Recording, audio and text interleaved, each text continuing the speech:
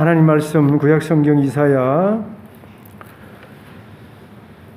25장 좀 깁니다만 25장 전장을 봅니다. 1절부터 12절 말씀까지 보겠습니다.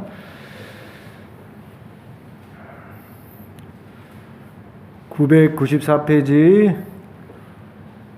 이사야 25장 1절부터 12절까지 하나님이 저와 여러분에게 주시는 말씀입니다.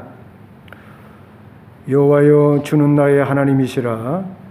내가 주를 높이고 주의 이름을 찬송하오리니 주는 기사를 옛적에 정하신 뜻대로 성실함과 진실함으로 행하셨음이라. 주께서 성읍을 돌무더기로 만드시며 견고한 성읍을 황폐하게 하시며 외인의 궁성을 성읍이 되지 못하게 하사 영원히 건설되지 못하게 하셨으므로 강한 민족이 주를 영화롭게 하며 포악한 나라들의 성읍이 주를 경외하리이다. 주는 포학자의 기세가 성벽을 치는 폭풍과 같을 때에 빈궁한 자의 요새이시며 환난당한 가난한 자의 요새이시며 폭풍 중에 피난처시며 폭양을 피하는 그늘이 되셨사오니 마른 땅의 폭양을 재앙같이 주께서 이방인의 요란을 그치게 하시며 폭양을 구름으로 가림같이 포악한 자의 노래를 낮추시리이다.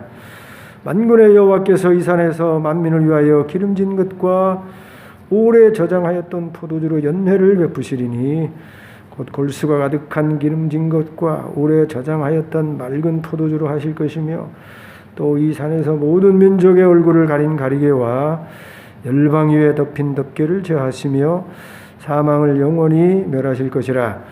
주 여호와께서 모든 얼굴에서 눈물을 씻기시며 자기 백성의 수치를 온 천하에서 제하시리라. 여호와께서 이같이 말씀하셨느니라. 그날에 말하기를 이는 우리의 하나님이시라. 우리가 그를 기다렸더니 그가 우리를 구원하시리로다. 이는 여호와이시라. 우리가 그를 기다렸으니 우리는 그의 구원을 기뻐하며 즐거워하리이다 할 것이며 여호와의 손이 이 산에 나타나시리니 모압이 거름물 속에서 초계가 밟힘같이 자기 처소에서 밟힐 것인즉 그가 헤엄치는 자가 헤엄치려고 손을 편같이 그 속에서 그의 손을 펼 것이나 여호와께서 그의 교만으로 인하여 그 손이 능숙함에도 불구하고 그를 누르실 것이라. 내 성벽에 높은 요새를 헐어 땅에 내리시되 진토에 미치게 하시리라. 아멘. 코로나 때문에 또 여의치가 않아서 작년에 휴가를 가지 못했는데 그런 또 하나님이 또 코로나가 조금 작년보다는 좀 덜하고 또 좀 쉬어야겠다는 그런 생각이 있어서 한 주 동안 아주 잘 쉬는 그런 휴가였습니다. 그동안 교회를 지켜주시고 또 기도해 주신 여러분께 감사를 드립니다. 휴가 동안 두 가지가 좀 기억이 나는데요. 첫날에 제가 숲을 좋아해서 그 아주 좋은 숲에 들어가게 됐습니다. 물 한 병 하고 사과 하나 하고 들고 집사람과 함께 이제 숲을 이렇게 한 바퀴 돌게 되어졌는데 이제 숲을 돌게 되면 목이 마르잖아요. 그래서 물 한 병 마시고 좀 더 돌다 보니까 또 시장기가 느껴져서 들고 왔던 사과 하나를 같이 나누어 먹게 되어졌습니다. 다 먹고 이제 씨앗 부분만 남아서 이걸 어떻게 할까? 주변에 보니까 쓰레기통도 없어요. 그리고 숲이잖아요. 숲. 그리고 이거는 남는 그런 플라스틱 같은 쓰레기도 아니고 숲에 던져 놓으면 그 숲에 들어가서 썩어서 나무에게도 뭐 영양분이 되고 굳이 크게 오염이 되지 않겠다 싶어서 그 다 먹은 사과씨 남은 부스러기를 숲에 던졌어요. 별 생각 없이 썩어서 좋은 영양분이 되겠다 생각해서 문제가 되지 않게 던졌어요. 근데 그 순간 뒤에서 아저씨 깜짝 놀랐어요. 그걸 버리시면 안 되죠. 한 아주머니가 꾸짖더라고요. 그걸 그 숲에 버리시면 어떡합니까? 죄송합니다. 저는 크게 쓰레기가 되지 않을 것 같아서, 그리고 숲이고 그래서 썩어서 영양분도 되고 별 생각 없이 던졌네요. 그랬더니 많은 사람이 와서 하나씩 던지면 그것도 냄새가 나고 파리도 깨고 그 좋지 않잖아요. 그러시더라고요. 맞는 말이죠. 맞습니다. 제가 잘 생각하지 못했네요. 알겠습니다. 그랬어요. 계속 뭐라고 하시더라고요. 그리고 가셨어요. 제가 잘못했으니까. 근데 나중에 보니까 그 아주머니가 그냥 그 동네에 이렇게 산보하는 분은 아닌 것 같고 숲 해설가인 것 같아요. 숲. 요즘은 숲에 가면 숲 해설가가 있어서 이 나무는 이렇고 저 나무는 저렇고 여기는 어떻고 저렇게 얘기하는 숲 해설가들이 있어요. 근데 아마도 그분 같아요. 그 숲 해설가이고 숲을 설명하고 숲을 관리하고 아끼는 분위기에 보통 사람 같으면 그렇게 하기 쉽지 않은데 그렇게 말씀하시더라고요. 그래서 첫날이었는데 그런 일을 딱 겪으니까 어떤 생각이 들었냐면 옳은 말이잖아요. 그 숲 해설가의 말씀은 옳은 말씀이죠. 저야 한 사람이지만 거기 들어오는 모든 사람이 그 음식물 조금씩 던지면 그것이 파리도 깨고 그런 냄새도 나고 숲을 해칠 수 있는 것이죠.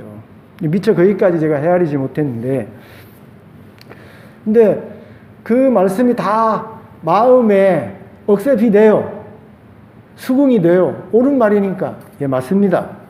그래서 제가 잘 헤아리지 못했습니다. 이렇게 이제 하고 헤어졌습니다만 마음에 아쉬움이 남더라고요. 어떤 아쉬움이 났냐면 저에 대한 아쉬움, 조금만 더 숲을 제가 생각했더라고 한다면 그 사과 먹던 그걸 좀 가져왔을 텐데 좀 귀찮더라도 그게 제 스스로에 대해서 좀 아쉽고, 또 하나 아쉬운 거는 그 숲 해설가의 그 지적이 좀 아쉽더라고요. 맞는 말이죠. 옳은 말이죠. 그래서 지적을 하시는데 조금 아쉬운 게 어쨌든 그 숲을 사랑해서 숲을 즐기기 위해서 온 어떻게 보면 그 숲의 소비자이잖아요. 숲을 소비하는 숲을 즐기려고 오는 사람에게 좀 더 친절하게, 물론 잘못은 했지만 그럼에도 불구하고 조금 친절하게 아저씨 거기 버리시면 안 되죠. 여러분 이렇습니다. 이렇게 좀 친절하게 했으면 더 좋지 않았을까. 근데 굉장히 딱딱하게 얘기하시더라고요. 마치 선생님이 2~3살 어린아이들 막 꾸짖는 것처럼 그렇게 해서 제가 굉장히 좀 면구스러웠거든요. 그러면서 제가 깨달은 게 있어요. 제가 목회자라서 하나님의 말씀이나 또 신학적인 면에 있어서 옳은 것 가지고 많이 얘기할 때가 있는 것이죠. 옳은 것이에요. 틀린 것이 아니고 바른 것임에도 불구하고 그 옳고 바른 것을 가능하다면 인격적으로 상대방이 모멸감을 느끼지 않게 친절하게 이렇게 표현하는 지혜가 있어야 되겠구나 라는 생각을 해봤습니다.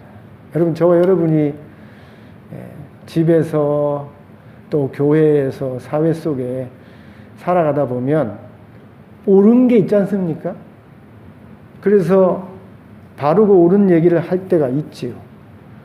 당연히 해야 되는 거고, 그 바르고 옳은 것들을 상대방은 바르고 옳은 말이기에 그렇지만 그 바르고 옳은 말이라도 좀 더 지혜롭게 상대방의 인격적인 모멸감을 주지 않으면서 지혜롭게 그리고 친절하게 할 필요가 있겠다라는 생각을 휴가 첫날부터 하게 됐습니다. 요한계시록에 보면 우리 예수님께서 7교회에게 편지를 보내는데 그 7교회의 편지를 받는 교회 가운데 에베소 교회가 있는데 에베소 교회가 진리에 대해서 이단에 대해서 철저하게 구별해서 공격하고 분별하는 모습을 볼 수 있습니다. 그런데 그렇게 이단에 대해서 잘못된 것에 대해서 분별하고 지적하고 밝혀내고 공격하는 그런 에베소 교회였지만 예수님으로부터 책망을 받았어요. 무슨 책망을 받았냐면 공의와 정의는 잘 지키지만 그래서 분별은 잘하지만 그 공의와 정의를 밝히고 지적하는 면에 있어서 사랑이 빠졌다는 겁니다. 사랑이 빠졌다는 거예요. 그래서 예수님께서 너희 첫사랑을 회복하지 않으면 내가 촛대를 옮겨버리겠다 이렇게 말씀하시는 걸 볼 수 있는데 똑같은 말이죠. 옳은 것이라고 하더라도 바른 것이라고 하더라도 그 속에 좀 친절이 담겨 있다고 한다면 그 속에 인격적인 존중이 담겨져 있다고 한다면 그 사랑의 그 지적 속에 사랑이 담겨져 있다고 한다면 얼마나 지적받는 사람이나 고치는 사람 입장에서 좋겠습니까? 휴가 첫날에 그런 경험을 하면서 마음속에 앞으로 바른 것을 지적하더라도 이런 것은 지혜롭게 잘 해야 되겠다라는 그런 생각을 휴가 중에 해보았습니다. 또 하나 좋은 것은 집사람과 함께 너무 뜨거워서 우연히 옆에 보니 카페가 있더라고요. 근데 카페에 들어가게 됐는데 그 카페가 크리스찬 카페였어요. 근데 크리스찬 카페인데 그냥 크리스찬 카페가 아니고 주변의 목사님들, 주변에 은퇴하신 목사님들로부터 평생에 보았던 모든 책들을 기증을 받아서 그것을 이렇게 다 전시해 놓고 오는 사람들이 읽게 하고 읽은 사람들이 그 목사님들이 기증한 책들을 중고로 이렇게 사서 갈 수 있도록 중고로 판매하는 그런 카페였습니다. 그래서 우연히 들어간 카페였는데 아주 좋은 시간을 가지게 되어줬고 제가 아주 좋은 책들을 12권을 아주 중고 가격으로 사게 되어져서 올 가을에 제가 아주 읽을 12권의 아주 좋은 책을 사서 가져오게 됐습니다. 이 두 가지가 휴가 중에 저에게 좋은 기억으로 이렇게 남아 있습니다. 앞으로 그런 친절한 그런 삶을 그런 지혜로운 대함을 가져야 되겠다라고 생각을 하고 있는데 여러분에게도 도움이 되는 말씀이 됐으면 좋겠습니다. 지난주에 말씀드린 것처럼 우리 바른 신앙생활을 하려면 우리가 믿는 하나님에 대해서 균형적인 이해와 시각을 가져야 한다고 말씀드렸습니다. 하나님은 우리에게 아빠, 아버지가 되셔서 언제든지 어떤 상황 속에서든지 우리의 처지가 어떠하든지 아빠, 아버지에게 달려가서 담대하게 은혜를 구하고 하나님께 나아갈 수 있는 것이죠. 그러나 그런 하나님에도 불구하고 그 아빠, 아버지가 공의와 정의의 아버지라서 언제든지 공의와 정의로 두렵고 무섭게 심판하고 징계하는 하나님이라는 사실을 또한 우리가 잊지 말고 이렇게 아빠, 아버지와 또 우리가 존경해야 될, 경외해야 될 두렵고 무서운 하나님 아버지라는 사실을 균형 있게 우리가 바라보고 이해하고 신앙생활을 해야 된다. 이렇게 말씀을 드렸습니다. 그런데 오늘 본문을 보게 되어지면 우리 지난주에 살펴본 무섭고 두려운 그런 하나님과 달리 우리 하나님이 얼마나 우리에게 사랑과 자비와 은혜를 베푸시는 그런 하나님인지를 오늘 본문이 우리에게 보여주고 있는 것입니다. 항상 하나님의 말씀은 이렇게 균형이 잡혀져 있어요. 24장에서는 우리 하나님이 심판하시고 징계하시는 무섭고 두려운 우리가 존경하고 경외해야 될 하나님으로 말씀하고 있고 25장에 이르면 우리가 섬겨야 할 그 두렵고 떨리는 경외해야 될 하나님이 얼마나 하나님의 백성에 대해서 자기 자녀들에 대해서 보호하고 지키고 은혜와 자비를 한없이 베풀어 주시는 아빠 아버지인지를 균형 있게 보여주고 있는 것입니다.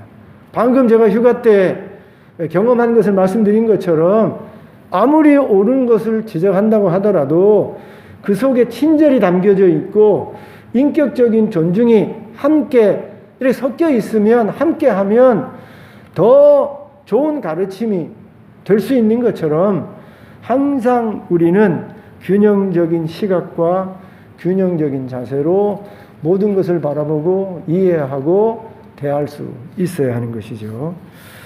오늘 말씀드린 대로 얼마나 하나님의 백성에 대해서 자녀들에 대해서 하나님이 자비롭고 은혜스러운 하나님인지를 살펴보면서 저와 여러분 은혜를 받고자 하는데 오늘 여기 본문에 보게 되어지면 이사야가 1절에 보면 여호와여 주는 나의 하나님이시라.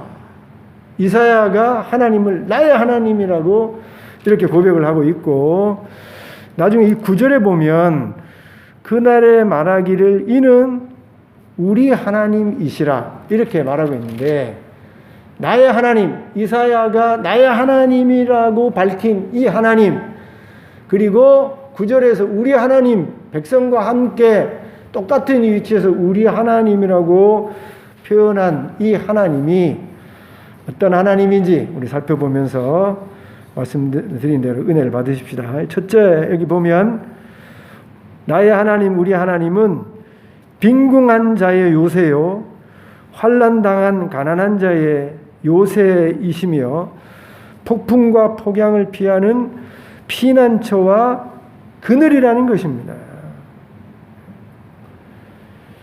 아주 은혜스러운 말씀이 4절과 5절에 기록되어져 있죠.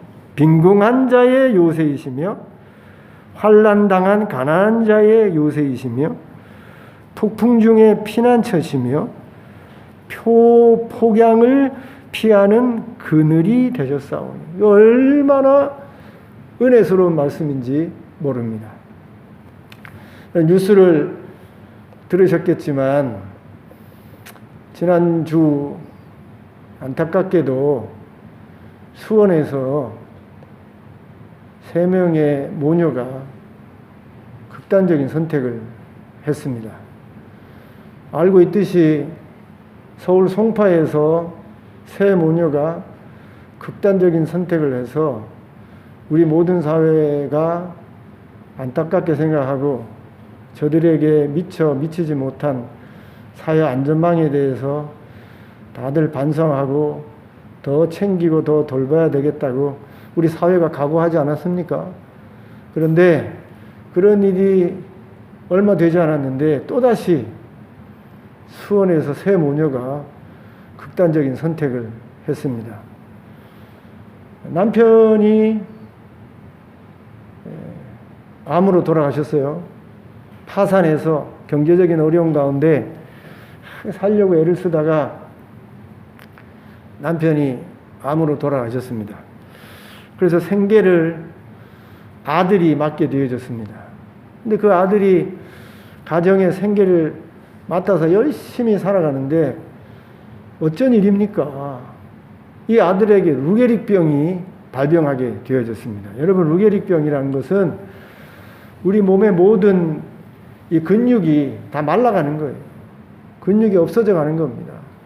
이거는 뭐 젊은 사람이고 늙은 사람이고 한번 걸리면 상관이 없어요. 제가 이전에 교회에 있을 때에 제가 알고 있는 집사님 아들이 군대에서 나온 지 얼마 되지 않았는데 루게릭병에 걸렸어요. 나중에는요, 다 근육을 하나도 쓸 수 없습니다. 나중에 눈동자 근육밖에 안 남아요. 먹을 수도 없습니다. 모든 근육이, 심장도 근육이고 모든 게 근육이잖아요. 근육이 움직여야 되는데 나중에는 근육이 다 말라서 활동을 하지 않아요. 눈동자만 움직일 수 있어요. 결국은 집사님의 아들도 루게릭으로 천국에 가게 되어졌는데 그 아들이 또 루게릭병으로 죽게 되어졌습니다. 남편과 아들이 죽었어요. 3 모녀만 남게 되어졌는데 이 딸이 또 생계를 맡게 되어졌어요. 근데 어머니가 또 암에 걸리게 된 겁니다. 이미 가정은 파산해서 남편과 아들이 죽고 살기가 너무나도 힘들고 힘든데 이제 어머니까지 또 암에 걸린 상태이기에 딸들이 2 딸들이 있었지만 어떻게 할 수 없는 겁니다. 어떻게 할 수가 없는 거예요. 빚쟁이는 쫓아오지. 그 어려운 가운데서도 큰 빚은 지고 있지. 그러니까 원래 집은 여기인데 주소지를 옮긴 거예요. 그래서 이 공무원들이 찾아다니려고 해도 주소를 옮겨서 찾을 수가 없는 거죠. 그래서 이 보호의 망 바깥에 있게 되어서 결국은 3 모녀가 극단적인 선택을 해서 죽게 되어졌습니다.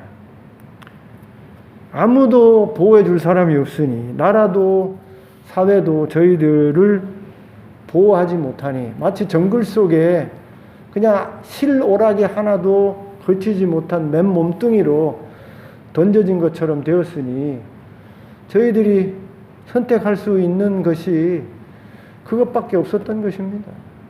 그렇게 3 모녀가 지난주에 이 땅의 생을 마감했습니다.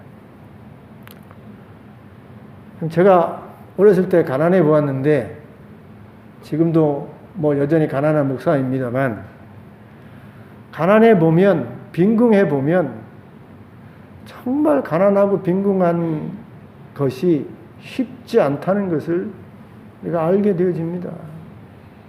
정말 힘든 일이에요. 정말 어려운 일이에요. 제가 늘 설교할 때 여러분에게 말씀드리는 것처럼 내가 그 처지에 있지 않으면, 그런 상황에 놓여지지 않으면, 그런 경험을 하지 않으면 공감하기가 정말 쉽지 않습니다. 내가 파산을 해보지 않으면 파산해서 추심당하는 채권자들이 달려들어가지고 돈 달라고 하는 그 어려움을 겪어보지 않으면 파산했을 때 있어지는 그 고통을 여러분 이해하기가 참 힘듭니다. 빨간 딱지를 붙이고 압류가 들어오고 뭐 서류에 뭐 법원에 그런 쪽지가 뭐 벽보에 붙어 있고 이런 거 겪어보지 못하면 여러분 파산해서 빈궁한 처지에 떨어진 그 사람의 겪어야 될 고통과 어려움을 우리가 잘 이해하기가 어려운 것이지요. 아파보지 않으면 내가 암에 걸리거나 내가 어디가 고장이 나서 고통 속에 병원에 그런 환자로서 있어 보지 않으면 그 병으로 인해서 겪어야 되는 그 고통을 우리가 이해하기 어려운 것입니다. 머릿속으로는 그렇구나 이렇게 생각이 되어집니다만 이 몸으로 그 사람과 함께 눈물을 흘리고 함께 웃을 수가 없는 거예요. 그냥 머리로만 강 건너 불 보듯이 볼 수밖에 없는 것이죠. 그러나 내가 빈궁한 처지에 떨어져 보면 내가 그 어려운 처지에 있게 되어지면 그 누구보다도 빈궁하고 가난한 사람의 어려움을 내 몸이 이전에 겪었던 내 몸이 우리에게 공감하게 만드는 것이죠.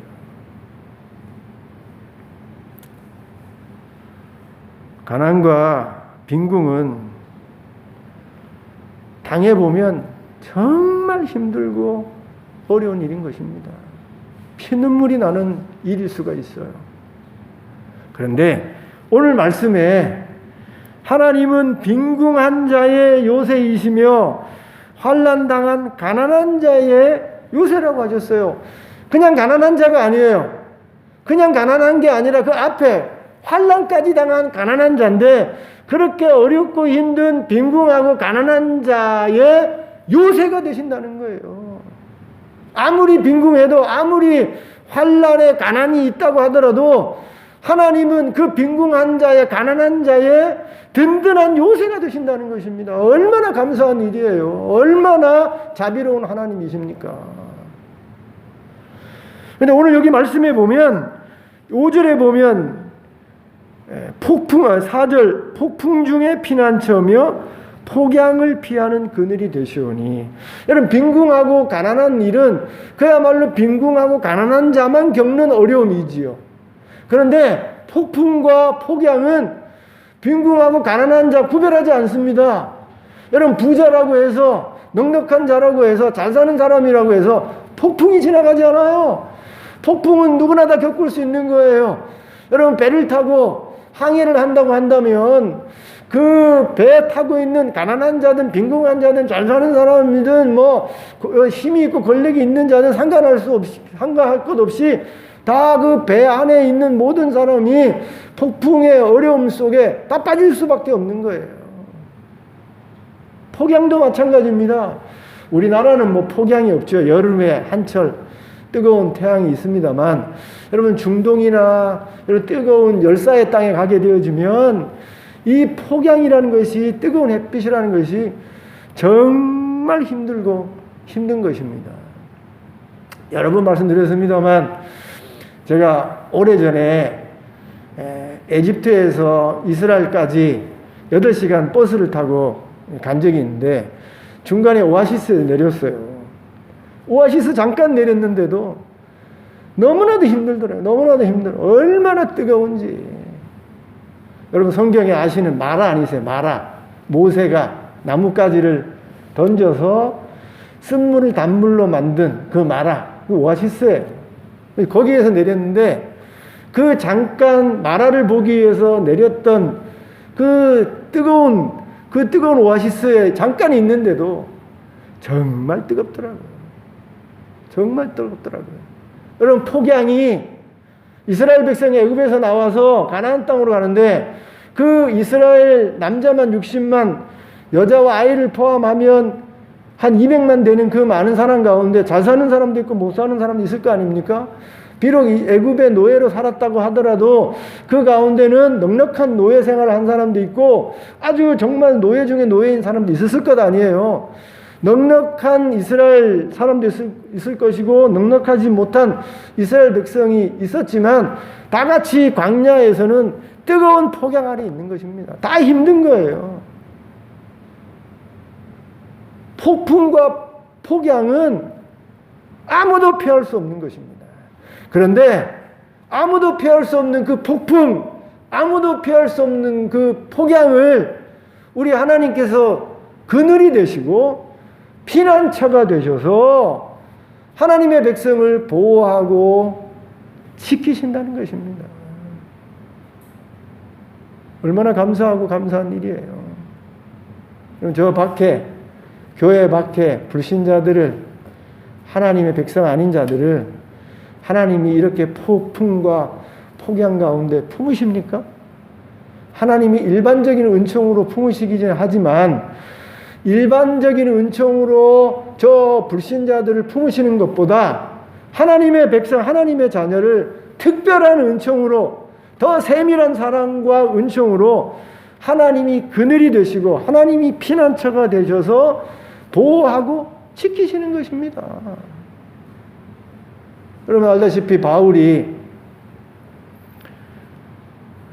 죄수의 몸으로 로마에 재판을 받기 위해서 가지 않습니까? 가다가 유라굴라 풍랑을 만나잖아요. 폭풍을 만나지 않습니까?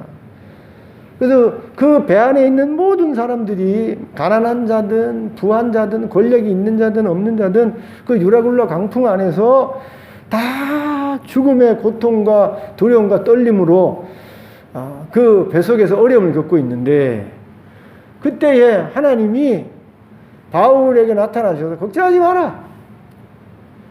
너와 이 배 안에 있는 모든 사람들 내가 지키겠다. 하나님이 바울에게 말씀해 주지 않습니까? 다 두려움과 공포에 떨고 있는데 바울이 말이에요. 그 하나님의 말씀을 듣고는 담대하게 걱정하지 마라. 여기에 있는 배와 배에 싣고 있는 모든 물건들은 다 잃어버리게 되겠지만 너희들의 목숨은 한 사람도 잃어버리지 않을 것이다. 걱정하지 마라. 이렇게 말하지 않습니까? 하나님이 유라굴라 풍랑을 만난 바울에게 피난처가 되셨어요. 바울 때문에 함께 배 타고 있는 모든 사람들, 신분을 초월해서 그 모든 사람에게 하나님이 피난처가 되셨어요. 여러분, 우리 하나님은 빈궁한 자의 요새이시고 환난당한 가난한 자의 요새이시고 인생의 폭풍과 인생의 표강 가운데 피난처가 되시고 그늘이 되시는 하나님이신 것입니다. 이사야가 나의 하나님 이렇게 말할 때에는 여러분 나의 하나님이 구체적이지 않아요. 우리 하나님 할 때는 그 하나님이 어떤 하나님으로 잘 드러나지 않습니다. 그런데 오늘 여기 최소한 4절 5절만 보면 이사야가 고백하는 나의 하나님 그리고 우리 하나님은 빈궁한 자의 요새이시고 환난을 당한 가난한 자의 요새이시고 모든 폭풍을 만나고 폭양을 만난 사람의 피난처고 그늘이 되시는 하나님이신 것입니다. 그럼 여러분을 지금 하나님 믿고 있는데 여러분이 믿고 있는 하나님 어떤 하나님입니까? 적어도 여러분 하나님을 나의 하나님이라고 고백할 수 있습니까? 하나님이요 어떨 때는 구체적이지 않아요. 신앙생활 하는데도 우리 하나님, 여러분 우리 하나님 곤란해요. 저와 여러분이 하늘나라에 가려면 천국에 가려면 하나님이 우리 하나님이 아니고 나의 하나님이 돼요. 나의 하나님. 내가 믿는 하나님, 내가 목숨 걸고 섬기는 나의 하나님이 돼야 되지 우리 하나님이 돼가지고 천국 갈 수 있겠어요? 하나님 내가 알고 내가 믿는 그 하나님은 나의 하나님이 돼야 돼. 나의 하나님. 이사야는 하나님을 우리 하나님으로 얘기도 하지만 그 하나님은 나의 하나님이다. 내 하나님이다. 이렇게 고백하는 신앙이 있는데 그 나의 하나님이 나의 신앙 가운데 구체적이 돼야 돼요. 구체적이어야 돼요. 그런데 이사야는 나의 하나님은 빈궁한 자의 요새이시고 환난당한 가난한 자의 요새이시고 인생의 폭풍과 인생의 폭염 가운데 피난처와 그늘이 되시는 하나님이다. 구체적으로 나의 하나님을 여기 이렇게 표현하면서 얼마나 자비롭고 얼마나 사랑이 많고 얼마나 하나님의 백성을 지키고 보호하는 하나님인지를 여기 밝혀놓고 있는 것입니다. 두 번째로요, 이 나의 하나님, 이사야가 말하는 나의 하나님, 이 우리 하나님은 얼굴의 눈물과 수치를 제거해 주신다는 것입니다. 이거 얼마나 여러분 은혜롭고 자비롭고 정말 사랑이 많으신 하나님인 줄 우리가 이 말씀을 통해서 우리가 알 수 있는 것이죠. 8절, 사망을 영원히 멸하실 것이라 주 여호와께서 모든 얼굴에서 눈물을 씻기시며 자기 백성의 수치를 온 천하에서 제하시리라. 여러분 인생을 살다 보면 저와 여러분의 얼굴에 눈물 흘릴 때가 얼마나 많습니까? 눈물 없는 인생이 있겠어요? 죄 많은 인생 가운데 여러분 어떤 자든지 부하지 않든지 높든지 천하든지 여러분 이 세상의 인생 가운데 눈물 없는 인생은 없어요. 다 크고 작은 어려움과 고통을 겪으면서 살게 되는 것입니다. 다 눈물이 있어요. 남이 알지 못하는 나만의 고통이 있는 거예요. 나만의 고독이 있는 겁니다. 그것 때문에 다른 사람에게 밝히지는 않지만 나 혼자 쓴 눈물을 흘리면서 다 살아가는 인생이에요. 여러분 수치를 당할 때가 얼마나 많습니까? 낮은 자만 수치를 당하는 게 아니에요. 높은 자도 수치를 당하는 겁니다. 저는 군대를 면제를 받아서 아주 원자력 발전소에 근무했기 때문에 군대 혜택을 받아서 좀 군대를 가지 못했는데 군대 다녀온 사람들의 이 얘기를 들어보면 여러분 소위 이후에 중위가 있고 중위 이후에 대위가 있지 않습니까? 대위 위에 소령이 있어요. 다 상급자가 있습니다. 여러분 대위 밑에 병장들이나 상병들이나 덜덜덜 떨지요. 대위가 얼마나 뭐라고 합니까? 병장이나 밑에 있는 뭐 상병이나 2등병이나 1등병이나 대위가 막 뭐라고 하잖아요. 막 엎드려 맞춰 뒤로 누워 하고 말이에요. 그런데 그렇게 명령하는 대위도 중위 앞에 아니면 소위 위에 중위죠. 그 대위 소령 밑에서는 꼼짝도 못하는 거예요. 제가 병력 명제를 받기 위해서 3주 훈련을 받았는데 3주 훈련을 받는 동안 아주 재미있는 광경을 제가 경험했는데 제가 훈련병으로 아주 정말 힘들게 훈련을 받고 있는데 저기 연병장 위에 군 사무소 앞에서 말이에요. 대위들이 소령한테 조인트를 맞고 있더라고요. 대위들이 딱 서 있는데 말이에요. 소령이 와가지고 막 구두발로 워커발로 말이에요. 조인트를 막 까더라고요. 대위가 막 이러고 있더라고요. 여러분 이 눈물과 수치는 천한 자만 겪는 게 아니에요. 모든 사람이 다 수치스러움을 겪는 겁니다. 여러분 큰 회사의 회장하고 작은 회사 사장하고 다른 거예요. 자기 회사를 운영하고 그 회사를 경영하려면 큰 회사의 회장으로부터 수치스러운 일을 당할 수 있는 겁니다. 모멸감을 다 참아야 돼요. 이 땅에 살다 보면 누구나 다 눈물을 흘리고 모욕적인 대접을 받는 수치를 당할 때가 있는 것입니다.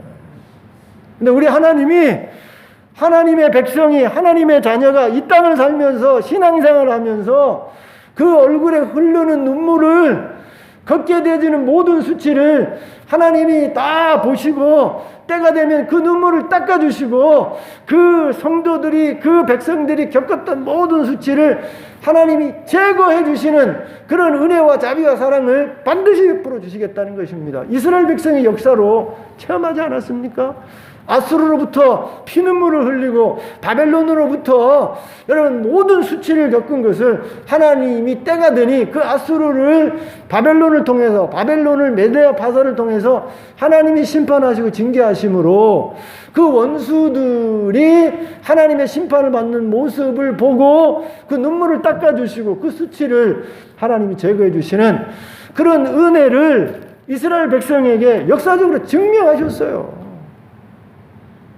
우리 하나님이 무섭고 두려운 하나님이지만 이렇게 자기 백성, 자기의 자녀에게 사랑과 자비로 때가 되면 그 눈물을 닦아주시고 어떤 여건과 환경 속에 눈물을 흘렸는지 하나님이 다 아시고 눈물을 닦아주시고 그 삶에 겪었던 모든 수치를 제거해 주시는 그런 은혜스러운 날을 우리 하나님이 우리에게 허락해 주시는 것입니다. 얼마나 감사한 일이에요. 세 번째로요, 우리를 구원하시는 하나님이신 것입니다. 9절에 그날에 말하기를 이는 우리의 하나님이시라 우리가 그를 기다렸으니 그가 우리를 구원하시리로다. 우리 하나님 어려움 속에 죽음 속에 절망 속에 우리를 던져놓고 강 건너 불 보듯이 외면하는 하나님이 아니고 그 절망의 나락에서 그 낭망의 자리에서 죽음의 자리에서 하나님이 언제든지 반드시 그 전능한 손을 들어서 건져 구원해내시는 하나님이신 것입니다. 그래서 사랑의 하나님인 거예요. 그래서 자비의 하나님이신 것입니다. 하나님의 자녀의 죽음을, 하나님 자녀의 절망을, 하나님 자녀의 그 힘든 고통의 자리에 두지 아니하시고 반드시 구원해서 건져내시는 분이 우리 하나님이신 것입니다. 그래서 저와 여러분 견뎌내야 돼요. 세 모녀가 하나님을 알고 예수를 알았더라면 얼마나 좋았겠나. 제가 그 처지가 되면 저도 정말 힘들 것 같아요. 정말 힘들 것 같아요.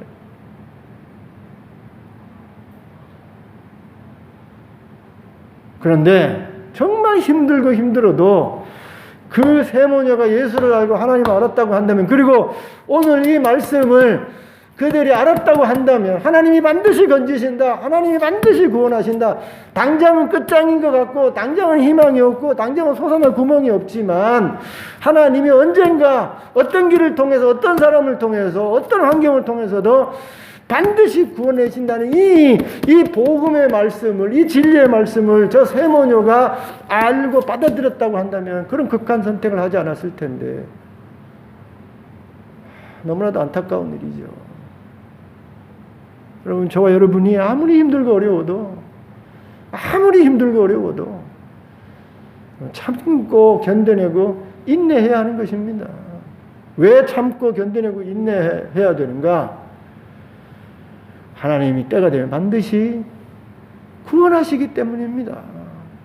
하나님이 자기를 구원의 하나님으로 소개하셨어요.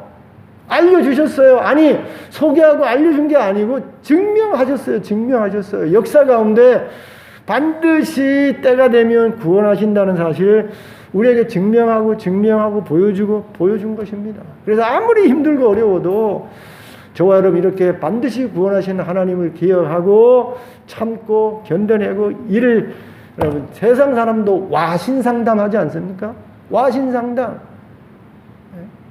그렇게 해서 견뎌내잖아요. 그래서 결국은 회복하지 않습니까? 세상 사람도 와신상담에서 참고 견뎌서 이겨내고 새로운 날을 만들어내는데 반드시 구원하시는 하나님이 있고 그 구원하신다고 약속하신 하나님이 구원해내는데 참고 견뎌내야 되는 것이죠. 그럼 예수 믿는 사람도 너무 막다른 골목에 들어가면 별의별 생각을 다 해요. 저하고 청년 때 정말 아름답게 신앙생활을 했던 제 후배가 오해를 받고 회사에서 오해를 받고 교회에서 오해를 받고 뭐 온갖 집안에서 어려움을 당하니까 그 교회 열심히 다하고 저하고 신앙생활 같이 했던 제 후배가 자살했다니까요. 지금도 제가 이해가 가지 않아요. 얼마나 신앙생활 잘했는지 몰라요. 여기에서 간증하는 사람들의 간증을 듣고 저 앞에 저하고 둘이 앉아있으면서 눈물을 펑펑 흘리던 그런 후배입니다. 그렇게 순진하고 그렇게 착하고 그렇게 열심으로 기도하고 찬송하고 예배하던 친구인데 너무도 힘들고 어려우니까 참지 못하고 인내하지 못하고 자살해버렸어요. 지금도 제 눈에 선해요. 너무 힘드니까, 너무 고통스러우니까 그런 선택을 한 것입니다. 그런데 저와 여러분이 아무리 힘들어도 하나님은 빈궁한 자의 요새이세요. 하나님은 그냥 가난한 자가 아니라 환난당한 가난한 자의 요새이세요. 아무리 인생에 폭풍이 부러치고 아무리 뜨거운 폭양이 인생 가운데 내리친다고 하더라도 그 가운데 피난처가 되시고 그 가운데 그늘이 되시는 하나님이신 것입니다. 이 하나님을 우리가 기억해야 되는 거예요. 믿어야 되는 거예요. 붙잡아야 되는 거예요. 하나님이 반드시 구원해 주시겠다는 것입니다. 언젠가 그 고통 가운데, 그 어려움 가운데 피눈물을 흘린 그 눈물을 닦아주시고 그 고통 가운데 겪었던 수치를 제거해 주시는 하나님이라고, 그 하나님이 나의 하나님이라고 이사야가 우리에게 소개하고 알려주고 또 그 하나님이 증명된 하나님이에요. 그러니 우리 견뎌내야 하는 겁니다. 아무리 힘들어도 견뎌내야 돼요. 여러분, 요즘 세상 사람들이 성경 말씀을 알아서 아주 지혜로운 말을 해요. 따라해 보십시오. 이 또한 지나가리라. 세상 사람이요. 교회도 안 나온 사람이 어디서 들었는지 이 또한 지나가리라. 다 지나가요. 하나님이 구원의 하나님이라. 아무리 힘들고 어려워도 하나님의 자녀를 구원해 주시는 그런 은혜를, 사랑을 베푸시는 것입니다. 다 지나가요.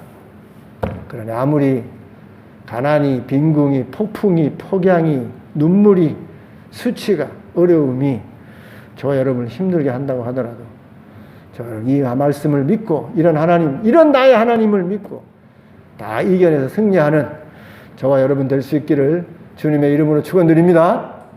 기도합니다. 하나님 아버지,